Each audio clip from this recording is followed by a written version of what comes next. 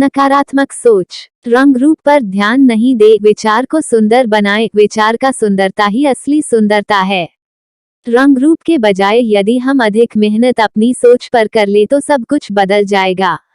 हम लोग हमेशा बाहरी खूबसूरती पर अधिक ध्यान देते हैं और अपने अंदर के सोच को खूबसूरत बनाने पे कम ध्यान देते हैं। ये सोचने के बजाय कि आप क्या खो रहे हैं, ये सोचे कि आपके पास ऐसा क्या है जिसे बाकी सभी लोग खो रहे हैं। अपने दुश्मन को आप जो सबसे अच्छी चीज दे सकते हैं वो है क्षमा, और एक प्रतिद्वंद्वी को सहिष्णुता, एक मित्र को हृदय, अपने बच्चे को अच्छा उदाहरण, एक पिता को आदर, माँ को गर्व करने लायक आचरण, स्वयं को सम्मान और सभी व्यक्तियों को परोपकार। कमाल की बात यह है कि हम अपने नाक नक्श को नहीं बदल सकते, अपने डील डॉल को नहीं बदल सकते, अपने रंग को नहीं बदल सकते, अपनी जाति नहीं बदल सकते, अपने जन्म की हकीकत को नहीं बदल सकते, लेकिन सोच को तो बदल सकते हैं। इसके बावजूद हम सोच को बदलने पर उतना ध्यान नहीं देते जितना ध्यान बाकी चीजों को बदलने पर देते हैं। जिसे आप नहीं बदल सकते उस पर रोने से क्या फायदा, उसे बदलिए जिसे आप बदल सकते हैं, और वो है आपकी नकारात्मक सोच। इसके बदलते ही सब कुछ बदला हुआ समझिए।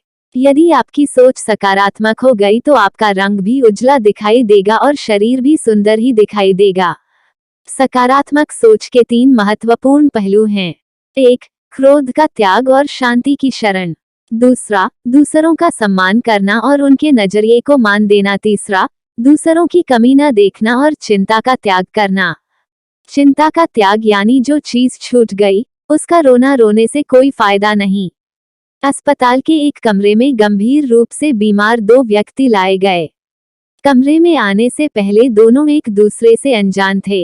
इनमें से एक बीमार का बिस्तर कमरे में मौजूद एकमात्र खिड़की के पास था, जबकि दूसरे का बिस्तर खिड़की से दूर दीवार के पास था। खिड़की के पास वाले मरीज को उसकी बीमारी की वजह से दिन में कुछ देर बैठने की अनुमति मिलती थी, जबकि दूसरे मरीज को दिन भर कमर के बल बिस्तर पर पड़े रहना पड़ता था। दोनों अपने जीवन, परिवार, नौकरी आदि के बारे में बातचीत करते थे। जब भी खिड़की के पास वाला मरीज बिस्तर पर बैठता था तो वह उस दृश्य का वर्णन करता था जो वह खिड़की के बाहर देखता था। दीवार के पास वाला मरीज उसके विवरण को सुनता रहता था। वह बताता कि सामने एक बेहद खूबसूरत पार्क का नजारा दिखाई देता है। पार्क में एक सुंदर झील भी है। पार्क में बच्चे बतखों और हंसों के साथ खेलते हैं। विवाहित जोड़े हाथों में हाथ डाले रंगीन फूलों के चारों तरफ घूमते हैं।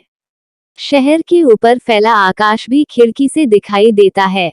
उसके इस विवरण को सुनकर उसका साथी मरीज अपनी आंखें बंद कर लेता और उन सभी खूबसूरत नजारों की मन ही मन कल्पना करता। कुछ समय बाद एक रात खिड़की के पास वाला मरीज अपनी गंभीर बीमारी के कारण गहरी नींद में ही मृत्यु को प्राप्त हो गया। उसके साथी मरीज को इसका बहुत दुख हुआ। अब कमरे में वह अकेला ही रह गया था। जब डॉक्टर और नर्स आए तो उसने उनसे अनुरोध किया कि उसका बिस्तर खिड़की के पास लगा दिया जाए। डॉक्टर मान गया। नर्स ने उसका बिस्तर खिड़की के पास लगा दिया।